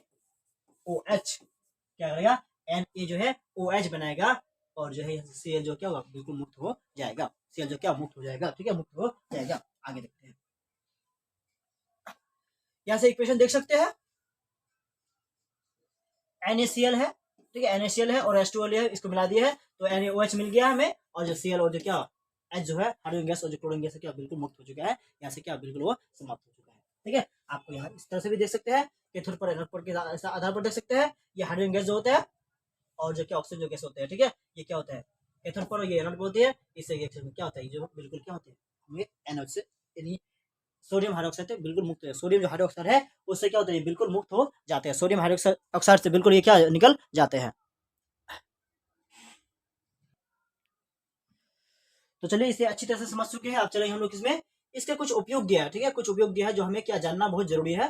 तो सोडियम हाइड्रोक्साइड के उपयोग यदि आपसे पूछा है कि सोडियम हाइड्रोक्साइड के उपयोग को लिखिए, ठीक है, आपसे यदि पूछे सोडियम हाइड्रोक्साइड के उपयोग को लिखिए, तो जवाब दीजिएगा सबसे पहले साबुन तथा अपमार्जक बनाने में, जो सोडियम हाइड्रोक्साइड है ये साबुन और अपमार्जक बनाने में करते हैं, ताकि इसमें पॉलिश आए और क्या हो पिछला वाला चिकना बनाए, और कागज बनाने में, इसका उपयोग हम लोग कागज बनाने में इसलिए करते हैं कि कागज जो होते हैं कि इसमें पिसावल आए, इसमें भी पॉलिश आए, और प्रयोगशाला में अभिकर्मक के रूप में आपसे पूछे जाए कि सोडियम हाइड्रोक्साइड के उपयोग को लिखिए, तो जवाब दीजिएगा मेरे प्यारे बच्चों साबुन तथा अपमार्जक बनाने में, दूसरा जवाब दीजिएगा कागज बनाने में, तीसरा में जवाब दीजिएगा प्रयोगशाला में अभिकर्मक के रूप में, प्रयोगशाला में अभिकर्मक के रूप में आपसे एग्जाम में पूछे जाएंगे। अगला सवाल जो है हाइड्रोजन गैस के उपयोग को लिखिए, आपसे पूछेगा जो हाइड्रोजन गैस है उसका उपयोग कहाँ किया जाता है, हाइड्रोजन गैस का उपयोग को लिखिए, तो जवाब दीजिएगा क्या जवाब दीजिएगा सिर्फ और सिर्फ जो जवाब दीजिएगा वनस्पति घी बनाने में, क्या बनाने में हाइड्रोजन जो है वनस्पति घी बनाने में, उसके बाद जो है हेवेल विधि द्वारा अमोनिया बनाने में, क्या बनाने में इसको जो हम लोग क्या करते हैं अमोनिया बनाने में प्रयोग करते हैं, और जो है घी बनाने में यानी वनस्पति घी बनाने में प्रयोग करते हैं, और सिर्फ वनस्पति घी और इसके साथ साथ जो है अमोनिया बनाने में, क्या बनाने में अमोनिया बनाने में। तो फिर जो अमोनिया जो होता है NH क्या होता है 3 होती है, इसका क्या होता है NH3 होती है। अब से पूछ सकता है क्लोरीन गैस का उपयोग को लिखिए, क्लोरीन गैस के उपयोग को लिखिए, तो ध्यान दीजिएगा क्लोरीन गैस जो उसका उपयोग कहाँ किया जाता है, तो कपड़ों एवं कागज को विरंजन करने में, कपड़ों और जो कागज है कपड़ों को और कागज को विरंजन करने में, यह जो है क्या जो क्लोरीन गैस है कीटाणुनाशक होने के कारण जो है जो क्लोरीन गैस है यह कीटाणुनाशक होने के कारण जीवाणु को मारने के, इससे मरने के कारण जो है इसे हम लोग पेय जल को शुद्ध करने में, जवाब दीजिएगा क्लोरीन का जो उपयोग होता है पेय जल को शुद्ध करने में, पेय जल को शुद्ध करने में, कपड़ों एवं जो कागज है उसे व्यंजन करने में, कपड़ों एवं कागज को व्यंजन करने में, और जो है व्यंजन चूर्ण तैयार करने में, व्यंजन जो चूर्ण होता है उसे बनाने में क्या करते हैं इसका उपयोग किया जाता है। अगला हम पढ़ने वाले हैं कि आप जो देखिएगा यहाँ क्या है सोडियम बाइकार्बोनेट या सोडियम हाइड्रोजन कार्बोनेट, तो सोडियम बाइकार्बोनेट है उसका सोडियम बाइकार्बोनेट जो है उसका रसायन सूत्र क्या हो गया NaCO3, या बोलेगा सोडियम हाइड्रोजन कार्बोनेट पूछेगा फिर जवाब दीजिएगा NaCO3, ठीक है। जो सोडियम बाइकार्बोनेट यानी NaCO3 को खाने का सोडा भी कहते हैं, इसे हम लोग क्या कहते हैं खाने का सोडा भी कहते हैं, ठीक है। इसे प्राय जो है अमोनिया विधि क्या अमोनिया सोडा विधि या जो साल्वे विधि द्वारा तैयार करते हैं, इसे हम लोग प्राय जो है अमोनिया सोडा विधि द्वारा या साल्वे जो विधि होता है उस विधि द्वारा हम लोग किसको तैयार कर सकते हैं। देखिएगा अमोनिया सोडा विधि या साल्वे विधि है क्या, जो अमोनिया विधि होता है या साल्वे जो विधि होता है क्या होता है, तो जवाब दीजिएगा बच्चों, तो अमोनिया गैस से संतृप्त जो अमोनिया गैस होता है उससे संतृप्त जो सोडियम क्लोराइड के संतृप्त जल विलयन में क्या बोला CO2 गैस प्रभावित करने पर, CO2 गैस उसको मिला देने पर क्या होता है प्रभावित करने पर जो सोडियम बाइकार्बोनेट पर गैस प्राप्त होती है। तो ध्यान दीजिएगा जब क्या NaCl है उसमें हम लोग क्या NaCl का घोल है ये, और गैस मिला देने पर क्या गैस मिला देने पर CO2 गैस मिला देने पर, और उसके बाद क्या हमें NH3 गैस मिला देने पर अमोनिया, ठीक है, क्या मिला देने पर गैस प्रभावित करने पर जो क्या इसमें अमोनिया भी मिलाए तो हमें क्या बनेगा NH4Cl बनेगा, यानी अमोनियम क्लोराइड बनेगा और जो हम लोग का NaSCO3 सोडियम बाइकार्बोनेट बनेगा, सोडियम बाइकार्बोनेट का निर्माण होगा। ठीक है, तो आइए इसको देखते हैं सचित्र वर्णन के साथ, जो हम लोग का प्रैक्टिकल के साथ देखेंगे कैसे बनता है यह।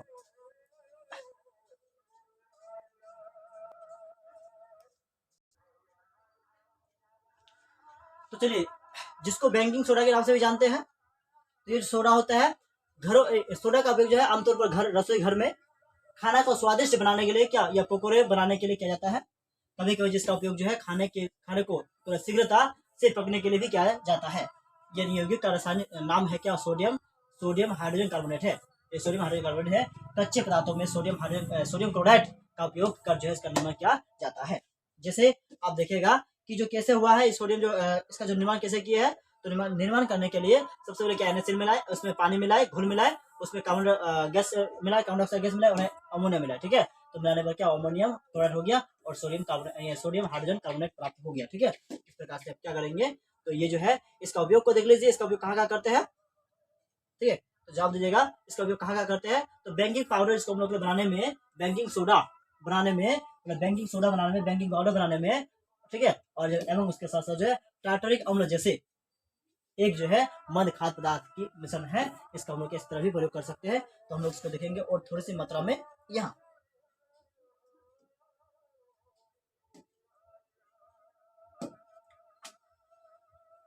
ये हो गया प्राप्त कैसे करते हैं, तो इसका उपयोग देखिए, इसका गुण जो है, सबसे गुण के बारे में दिखाइए, देख लीजिए गुण क्या है, उसके बाद जानेंगे। सोडियम कार्बोनेट का जो जलीय विलयन होता है क्षारीय होता है, इसका जल का जो विलयन होगा, घोल होगा, क्षारीय होगा और इसका पीएच मान क्या 7 से अधिक होगा, 7 से अधिक होता है। ठीक है, उसके बाद जो है NaHCO3 अम्लों का उदासीन करता है, तो अभिक्रिया के फलस्वरूप जो क्या CO2 गैस निकलती है, क्या होता है, उदासीन करेगा और अभिक्रिया के फलस्वरूप क्या CO2 गैस का क्या ये निर्माण करेगा। कौन सा गैस का निर्माण करेगा, CO2 गैस का निर्माण करेगा। ठीक है, इसका उपयोग को देखिए, सोडियम कार्बोनेट का उपयोग हम कहाँ करते हैं, तो ध्यान दीजिएगा इसका उपयोग हम लोग कहाँ करते हैं, तो सोडियम बाइकार्बोनेट का उपयोग जो हो गया, ठीक है, बेकिंग सोडा यानी बेकिंग पाउडर खाने का यानी सोडा तथा जो है टार्टरिक अम्ल का मिश्रण होता है, यानी पाउरोटी अथवा केक बनाने में कर सकते हैं। बेकिंग सोडा यानी बेकिंग पाउडर का उपयोग जो हम लोग पाउरोटी या केक बनाने में करते हैं, पाउरोटी या केक बनाने में करते हैं। ठीक है, कर सकते हैं, इसका उपयोग हम लोग पाउरोटी या केक बनाने में करते हैं, या कभी कभार जो है क्या कर सकते हैं, हम इसका उपयोग जो है घरों में, किचन यानी रसोई घरों में, ठीक है, रसोई घरों में खाना बनाने में या खाना को शीघ्रता को पकने में, इस तरह से आप लिख सकते हैं, इसका उपयोग कहाँ कहाँ कर सकते हैं। सोडियम बाइकार्बोनेट की पेट की अम्लता को कम करने के लिए भी कर सकते हैं। जो सोडियम कार्बोनेट है, इसके पेट की अम्लता को, पेट में अम्लता बढ़ जाए तो उसको कम करने के लिए औषधि के रूप में जो प्रयोग किया जाता है। सोडियम बाइकार्बोनेट यानी पेट की अत्यधिक अम्लता को क्या करता है, कम करता है। सोडियम बाइकार्बोनेट का उपयोग जो है अग्निशामक, ठीक है, अग्निशामक यंत्रों में भी, जो अग्निशामक यंत्रों में भी किया जा सकता है। अग्निशामक यंत्रों में जो है क्या NaHCO3 तथा जो है H2SO4 रहते हैं।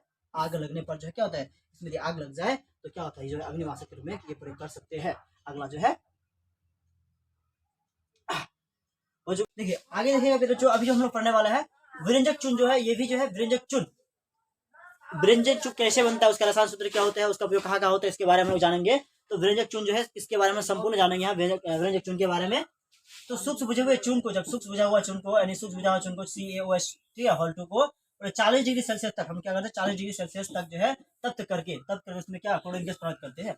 बोला क्या, सूक्ष्म बुझा हुआ चून जो होता है, सूक्ष्म बुझा हुआ चून में जब 40 डिग्री सेल्सियस, उसके सूक्ष्म बुझा हुआ चून को जब 40 डिग्री सेल्सियस तक गर्म करेंगे और 40 डिग्री सेल्सियस तक गर्म करने पर यदि उसमें क्लोरीन गैस प्रभावित करेंगे, कौन सा गैस, क्लोरीन गैस प्रभावित करने पर क्या होता है, विरंजक चून प्राप्त हो जाता है। कौन सा चून प्राप्त होता है, विरंजक चून प्राप्त होता है। तो देखिए बच्चे CaOCl का, ये CaOH का Hol2 है, विरंजक चून है और इसमें Cl2 मिला रहा है, ठीक है, हीट करके उसको मिला रहा है, तो हमें CaOH, ठीक है, OCl और Cl मिल रहा है। ये जो क्या हुआ, हम लोग का विरंजक चून हो गया और हमारा क्या हुआ, जो है इसका पानी हो गया। क्या हो गया, ये पानी हो गया। यदि आपसे पूछे जाए कभी विरंजक चून का रसायन सूत्र क्या होता है, तो जवाब दीजिएगा CaOCl और जो है फिर से क्या होता है, Cl होती है, ठीक है, ब्रैकेट में होता है OCl होती है। देखो इसका गुण जो है हम लोग क्या गुण देखेंगे, तो जो सफेद चून होती है, जो विरंजक चून होती है, क्या था, बिल्कुल सफेद चून होती है। इसका रंग देखेंगे तो बिल्कुल क्या हुआ, सफेद होगा।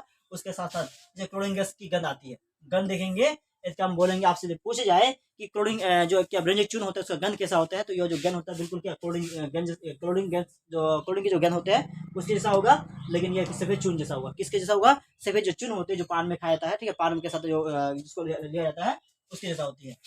आंध्र जो है, आंध्र CO2, जब क्या Andhra CO2 carbon dioxide gas का प्रभाव जो है ब्लीचिंग पाउडर अत्यंत अस्थायी यौगिक है तथा जो है वायुमंडल से CO2 में आंद्रा ग्रहण कर ये क्लोरीन गैस क्या प्रदान करता है, क्या होता है, ये क्लोरीन जो गैस होता है उसको प्रदान करता है, उस गैस को क्या होता है, ये मुक्त करता है। ठीक है, तो क्या CaOCl और CaCl जो है उसमें हम लोग CO2 मिलाने पर, क्या मिलाने पर, कार्बन डाइऑक्साइड मिला देने पर क्या होता है, ये CaOCl का 3CaOCl3 यानी कैल्शियम कार्बोनेट और क्या होता है हम लोग को CO2 यानी Cl2 यानी क्लोरीन गैस प्रवाहित होती है। ठीक है, क्लोरीन गैस कीटाणुनाशक के रूप में भी हम लोग व्यवहार करते हैं, कल हम बता चुके हैं ये क्लोरीन गैस के रूप में हम इसका व्यवहार करते हैं, इसका उपयोग करते हैं।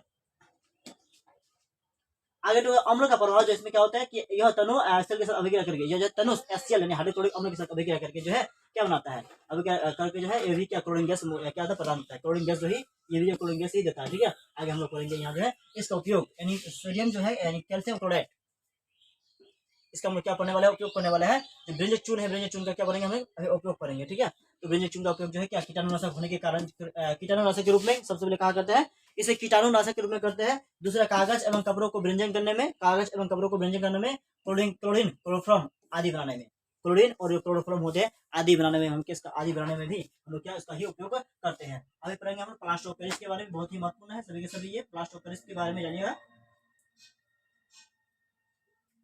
ठीक है, प्लास्टर ऑफ पेरिस जो है क्या उसके बारे में, ठीक है, प्लास्टर ऑफ पेरिस जो है,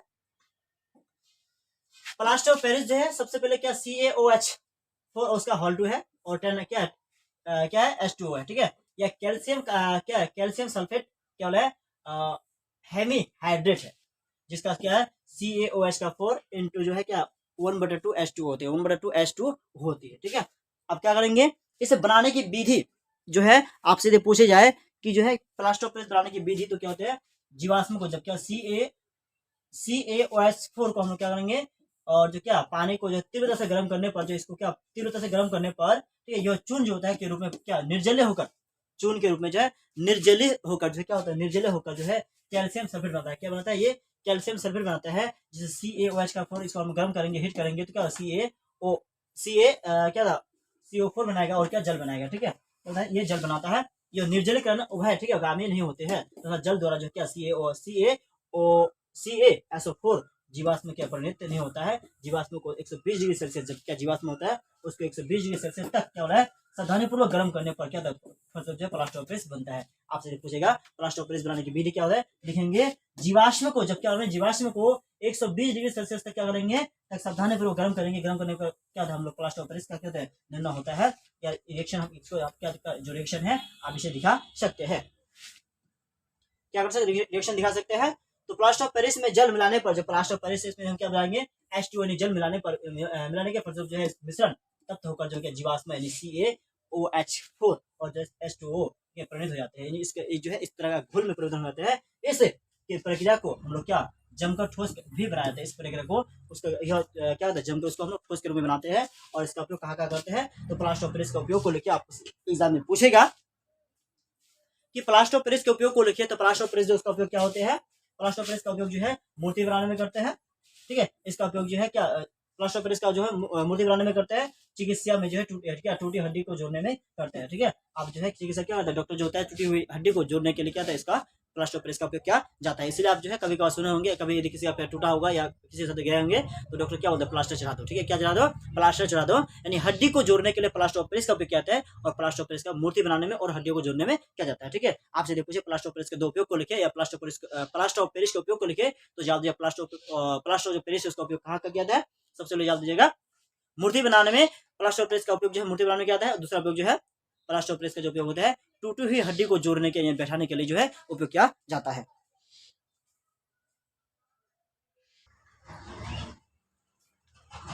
तो चलिए आइए और थोड़ा सा आगे से, तो रवाकरण के जो जल होता है, रवाकरण के जल क्या होते हैं, तो लवण जिसमें क्या रवाकरण के जल होते हैं, ऐसा लवण जिसमें रवाकरण के जल होते हैं वे जलीय बोला क्या जलीयोजित लवण, ठीक है, कहलाते हैं।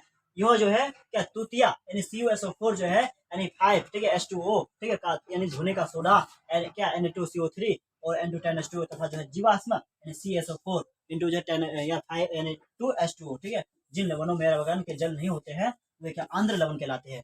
ध्यान दीजिएगा, आपसे यहाँ से सवाल बनते हैं, आपसे पूछेगा कि जिन लवणों में मतलब क्या कहाँ से, जिन लवणों में रवाकरण के जल नहीं होते हैं उसे क्या कहलाते हैं, तो उसे आंध्र लवण कहलाते हैं। क्या कहते हैं, आंध्र लवण कहलाते हैं। आपसे पूछेगा जिन लवणों में रवाकण के जल होते हैं उसे क्या कहलाते हैं, तो उसे हम लोग क्या बोलेंगे, जलयोजित लवण बोलेंगे, जलयोजित लवण बोलेंगे। आपसे पूछेगा जिन लवणों में रवाकण के जल होते हैं उसे क्या कहलाते हैं, तो उसे बोलेंगे जलयोजित कहलाते हैं। आपसे पूछेगा ऑब्जेक्टिव क्वेश्चन में जिन लवणों में रवाकण के जल नहीं होते उसे क्या कहलाते हैं, उसे बोलेंगे आंध्र लवण कहलाएंगे। क्या बोलेंगे, आंध्र लवण कहलाएंगे। ठीक है, तो कहलाते हैं इन जलयोजित लवणों के गर्म करने पर, इन जलयोजित लवण को गर्म करने पर ये रवाकण के जल बोला खोकर जो है आंध्र लवण यानी सूखा हुआ लवण में परिणत हो जाते हैं। सूखा हुआ लवण क्या परिणत हो जाते हैं। जैसे रिएक्शन में दिखा CuSO4 जो है यानी क्या कॉपर सल्फेट को हम लोग क्या करेंगे, गर्म करते हैं, गर्म करने पर क्या हुआ आंध्र लवण जो क्या उजला होगा और जो H2O क्या हुआ मुक्त हो जाएगा। ठीक है, H2O मुक्त हो जाएगा यानी क्या Na2CO3 10H2 को गर्म करने पर क्या हुआ Na2CO3 और जो क्या 10H2 जो है क्या बिल्कुल क्या होगा अलग हो जाएगा, यानी आंध्र सोडियम क्या हुआ हमें कार्बोनेट प्राप्त होगा। ठीक है, सूखा हुआ जो है प्राप्त होगा। यह जो है लवणों का, ठीक है, तो लवणों का जो क्या प्रोसेस ना, तो कुछ लवणों में जल के लिए जो अत्यंत बल की प्रवृत्ति होती है तथा इन लवणों को वायु में खुला छोड़ देने पर, इन लवणों को वायु में खुला छोड़ देते हैं तो ये वायु के जो है जलाशय को यानी जल वाष्प को जो है अवशोषित कर जो है क्या प्रोसेस नहीं करते हैं। इन प्रकार के लवण को है हम लोग क्या करते हैं, इन प्रकार के लवण को हम लोग क्या परस्विच, ठीक है, परस्विच भी कर सकते हैं, यानी लवण भी कहलाते हैं।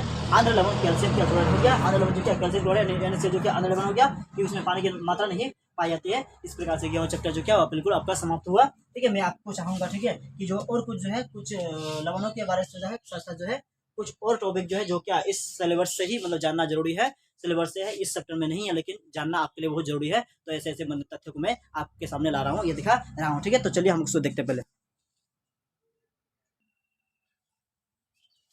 तो चलिए सूचक के बारे में बताते हैं। आपको जो मैंने सूचक के बारे में नहीं बताया है तो इस वीडियो ठीक है इस टॉपिक में जानेंगे सूचक, प्राकृतिक सूचक क्या होता है, सूचक के बारे में। ठीक है, सूचक से संपूर्ण। तो सूचक किसे कहते हैं, सूचक क्या है, तो सूचक किसी भी विलयन में अम्ल या क्षार की उपस्थिति को बताता है। सूचक जो क्या होता है, किसी विलयन में अम्ल है या क्षार है उसकी उपस्थिति को क्या होता है बताता है। सूचक क्या करता है, किसी विलयन में अम्लता है या क्षारता है उसको क्या उपस्थिति को बताता है। कुछ जो क्या होता है ऐसे पदार्थ होते हैं जिनके रंग या गंध, ठीक है, अम्लीय या क्षारीय के माध्यम से क्या होते हैं परिवर्तन हो जाता है। ठीक है, उसे हम लोग सूचक कहते हैं। क्या बोलते हैं, सूचक क्या होता है, सूचक से ऐसे पदार्थ है जिसमें अम्ल का और क्या भस्म का यानी अम्ल और क्षार का कोई भी गुण नहीं पाया जाएगा, लेकिन क्या करेगा सूचक से क्या करता है कि बोला क्या यह जो होता है इनमें रंग, तो क्या कुछ ऐसे पदार्थ होते हैं जिसके रंग या गंध, रंग जो होता है उसका रंग में सूचक के कारण जो उसका रंग में परिवर्तन हो सकता है या फिर उसका गंध में क्या परिवर्तन हो सकता है, ऐसे माध्यम को सूचक कहते हैं। और फिर जो सूचक जो होता है आपको 3 प्रकार का होगा। सूचक कितने प्रकार का आपको जो है 3 प्रकार से मिलेगा, प्रकार को पढ़ने को मिलेगा आपसे होगा। सूचक के 3 प्रकार, प्राकृतिक सूचक में आपका जो है हल्दी चलाएगा, ठीक है, लाल गोभी चलाएगा, लिटमस पत्र चलाएगा, जो है क्या तीनों के तीनों क्या होगा प्राकृतिक सूचक होगा। ठीक है, प्राकृतिक सूचक होगा, ठीक है, क्योंकि प्राकृतिक अवस्था में पाया जाता है ये। और कृत्रिम सूचक में क्या होगा तुम्हारा क्या नेफ्थलीन हो गया और जो है ये सब होंगे, ठीक है, सूचक होंगे। और गंधीय सूचक जो है तुम्हारा क्या होगा गंध सूचक, क्या जिसमें गंध को प्रकार के सूचक पढ़ने के बाद अभी पढ़ेंगे आप प्राकृतिक सूचक क्या है, प्राकृतिक सूचक के बारे में जानेंगे। तो फिर बच्चों क्या होते हैं, वैसा सूचक जो प्राकृतिक स्रोत से प्राप्त होते हैं, वैसा सूचक जो सीधे जो है हम लोग प्राकृतिक स्रोत से प्राप्त करते हैं उसे हम लोग क्या बोलेंगे प्राकृतिक सूचक बोलेंगे। ठीक है, जैसे लिटमस पेपर हो गया, लाल गोभी का पत्ता हो गया, हल्दी हो गया, ये सब क्या है प्राकृतिक सूचक है। क्योंकि फिर जो हल्दी जो है हम लोग क्या प्राकृतिक अवस्था में पाया जाता है मिलता है, और हल्दी पर कोई भी अम्ल डालेंगे या कोई भी भस्म डालेंगे तो क्या होता है हल्दी का जो रंग होगा उसका बिल्कुल क्या परिवर्तन होगा। उसके साथ लाल गोभी का जो पत्ता होते हैं, इस लाल गोभी के पत्ता में अम्ल या भस्म डालने पर क्या इसके रंग में भी क्या परिवर्तन होगा। उसी के साथ जो है अम्ल और भस्म के बारे में तो आप जानते ही है। ठीक है, क्या करने पर जो अम्ल होता है नीला लिटमस पत्र को लाल कर देता है और भस्म क्या होता है लाल वाला को नीला कर देता है। ठीक है, लाल वाला को नीला करता है। तो कृत्रिम जो है संश्लेषित क्या होता है इसके बारे में जानने से थोड़ा देखो। कृत्रिम संश्लेषित यानी कृत्रिम जो सूचक होते हैं किसे कहते हैं, तो वैसा सूचक जो रासायनिक पदार्थों द्वारा, वैसा सूचक जो सीधे रासायनिक पदार्थों द्वारा हम लोग क्या होता है निर्माण करते हैं। रासायनिक प्रयोग के द्वारा हम लोग ऐसा सूचक जिसे हम लोग रासायनिक प्रयोग के द्वारा हम लोग क्या उसको निर्माण करते हैं उसे हम लोग कृत्रिम, ठीक है, उसे हम लोग क्या बोलेंगे कृत्रिम सूचक कहेंगे। क्या बोलेंगे कृत्रिम, उसे हम लोग क्या कृत्रिम सूचक कहते हैं। ठीक है, जैसे क्या था मैथिल ऑरेंज हो गया, नेफ्थलीन हो गया, ये सब क्या प्राकृतिक, ये हम लोग क्या कृत्रिम सूचक है क्योंकि इस सूचक को मनुष्य ने क्या लैब में बनाया है। अगला है गंधीय सूचक किसे कहते हैं, गंधीय सूचक जो होता है किसे कहते हैं गंधीय सूचक के बारे में, तो वैसा सूचक जिसका जो गंध होता है बोला अमेलिया जो है बोला 28 माध्यमों से यानी 48 माध्यमों से बदल सकता है। उससे हम लोग क्या बोलेंगे यानी ऐसा माध्यम, ठीक है, जिसको हम लोग 28 तरीकों से उसका गंध को बदल सकते हैं उसे हम लोग क्या बोलेंगे। और इसी विधि द्वारा हम लोग सेंट जो परफ्यूम जो होते हैं इसके द्वारा परफ्यूम और जो सेंट होता है इसके द्वारा हम लोग क्या तैयार करते हैं ठीक है, बदल जाएगा, उसे हम लोग गंधीय सूचक कहते हैं। जैसे कि प्याज हो गया, लौंग हो गया, तेल हो गया, इस समय क्या गंधीय सूचक पाई जाती है। अगला जो है और एक टॉपिक होगा फिर आपका, ठीक है। इस प्रकार से जो गंधीय सूचक है, कृत्रिम प्राकृतिक जो है सूचक के बारे में जान चुके हैं। तो यह क्लासेस जो है, यह जो चैप्टर हुआ आपका जो है पूरा का पूरा क्या हुआ मेरे प्यारे बच्चों, आपका अध्याय जो है ये पूरा का पूरा आपका समाप्त हुआ। आप यदि चाहते हैं कि इस वीडियोस का ठीक है आपको सीधे आपके अकाउंट में, आपके मोबाइल में पीडीएफ भेजे, ठीक है, जाए, तो उसके लिए आपको क्या करना होगा, सीधे जो है 620059 जो है 457, ठीक है, 590, तो क्या 6200590457 जो है, इस नंबर पर कॉल करके आप सीधे जो क्या एडमिशन लेना होगा। एडमिशन अभी फ्री में चल रही है। आप यदि एडमिशन लेते हैं तो आपका डायरेक्ट, ठीक है, आपका जो क्या मोबाइल नंबर होगा आपका व्हाट्सएप ग्रुप में जोड़ दिया जाएगा, जिससे आपको ये फायदा होगा कि पूरे साल में जितने मोस्ट इंपोर्टेंट क्वेश्चन होंगे, जितने पढ़ाई होंगे, जितने भी टॉपिक होंगे, सारे के सारे जो है आप तक पहुंचा दिए जाएंगे, ठीक है। और इसका खासियत ये भी है, एग्जाम से पहले जो एग्जाम होगा, ठीक है, आपका जो एग्जाम होगा, फाइनल जो एग्जाम होगा, उससे पहले जितने सारे मोस्ट इंपोर्टेंट क्वेश्चन होंगे आपके सीधे आपके जो व्हाट्सएप में भेज दिए जाएंगे, ठीक है। सभी के सभी नोट्स को आप सीधे जो है बिल्कुल मुफ्त में पा सकते हैं। और जिसका, ठीक है, उस नोट्स का लेके ही आप जो है बेहतरीन से बेहतरीन के साथ जो है 400 प्लस से रिजल्ट बेहतरीन कर सकते हैं, ठीक है। उन नोट्स से ही सारे के सारे एग्जाम में जो है सारे के सारे ऑब्जेक्टिव क्वेश्चन और सारे के सारे सब्जेक्ट क्वेश्चन पूछे जाएंगे, ठीक है। तो प्यारे बच्चों, इस क्लास में सिर्फ इतना ही, ठीक है। फिर हम लोग मिलेंगे इसी तरह का जो और एक क्लासेस में, तब तक के लिए बाय बाय, जय हिंद एवं जय भारत।